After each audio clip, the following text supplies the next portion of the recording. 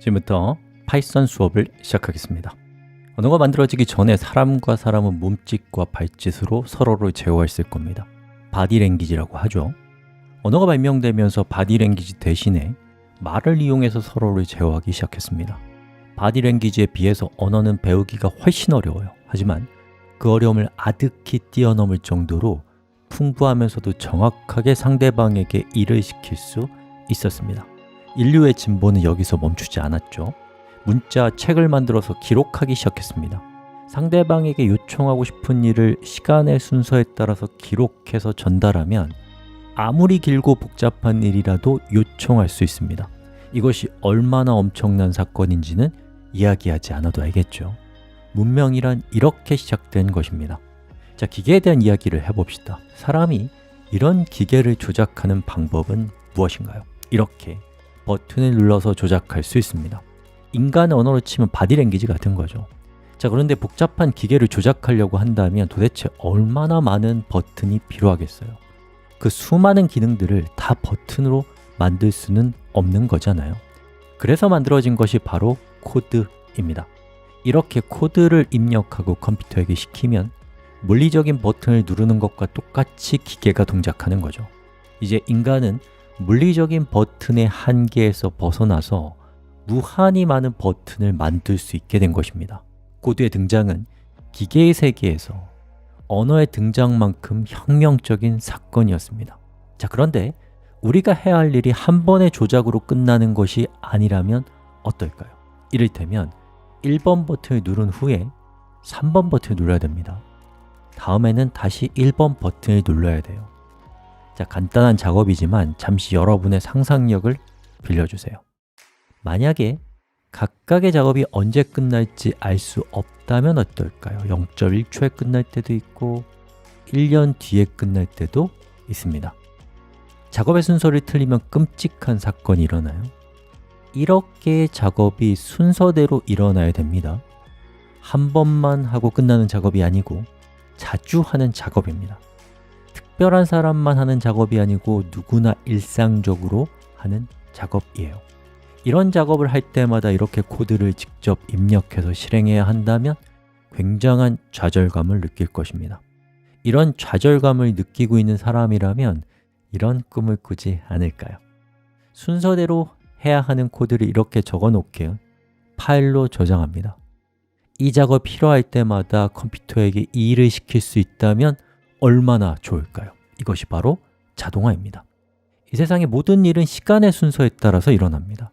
컴퓨터가 가지고 있는 기능을 시간의 순서에 따라서 일어나도록 한 것을 프로그램이라고 합니다. 이 프로그램을 만드는 행위를 프로그래밍이라고 합니다. 프로그래밍을 하는 사람을 프로그래머라고 합니다. 프로그래머가 프로그램을 만들기 위해서 프로그래밍 하는 도구를 프로그래밍 언어라고 합니다. 세상에는 다양한 프로그래밍 언어들이 있어요. 그 중에서 파이썬이 특별한 가장 중요한 이유는 바로 인기입니다.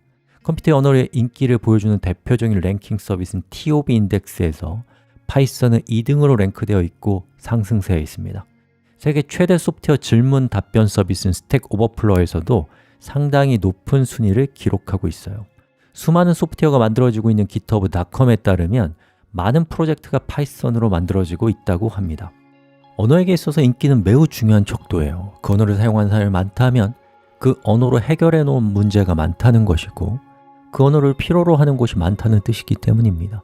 언어의 기능적인 우수함은 인기에 비하면 부수적인 특성이에요. 자, 그런 점에서 파이썬은 매우 중요한 언어입니다. 자, 그럼 파이썬에 어떤 기능적인 장점이 있는지도 사실 궁금하겠죠. 자, 그런데 컴퓨터 언어를 처음 배우려는 분들에게는 언어의 기능이라는 것이 지금으로서는 공감되는 이야기가 아닐 것이기 때문에 지금은 언급하지 않는 것이 좋겠습니다. 인기 못지않게 우수한 언어라는 것만 우선 말씀드려요. 자, 그럼 우리의 목표를 가다듬어 봅시다. 우리의 목표는 파이썬의 네이티브가 되는 것입니다. 어떤 언어를 모국어로 사용하는 사람을 그 언어의 네이티브라고 하죠. 자, 그런데 네이티브라는 이 말 속에는 다양한 스펙트럼이 있는 것 같아요. 엄마, 아빠로 모든 의사소통을 하는 갓난아기부터 말로 상대를 제압하는 토론왕까지 정말 다양한 수준의 네이티브가 존재하겠죠. 모든 네이티브들은 이 사이 어딘가에 있을 거고요. 생각해보면 네이티브란 그 언어의 사용자가 되는 순간부터 시작됩니다. 약간의 어휘밖에 모른다고 해도 자신이 가지고 있는 어휘로 자신의 문제를 해결하고 있다면 그 사람이 네이티브일 것입니다. 반대로 아무리 많은 지식이 있어도 막상 그 지식을 사용하려고 하니까 머릿속이 너무 복잡해서 아무 말도 할 수 없다면 그 사람에게 그 언어는 영원한 외국어로 남아있지 않을까요? 공부만 하고 공부한 것을 사용하지 않으면 네이티브가 될 수 없습니다. 공부를 많이 했기 때문에 유창한 표현이 무엇인지 알게 되면 내가 만든 표현이 부끄러워져요. 이래서는 네이티브가 될 수 없어요. 그래서 우리 수업에서는 공부의 양을 최대한 줄이기 위해서 노력했습니다.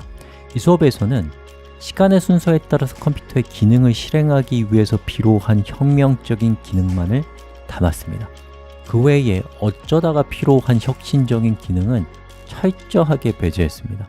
혁신적인 것들은 후속 수업을 통해서 필요할 때 최소한의 노력으로 공부하실 수 있도록 작게 포장해서 선물로 드리겠습니다.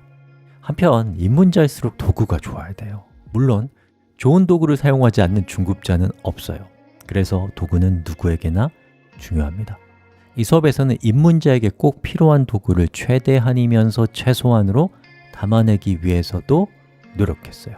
오리엔테이션은 여기까지입니다. 자, 시간을 다루는 기술자인 프로그래머가 될 준비 되셨나요? 준비되셨으면 출발합시다.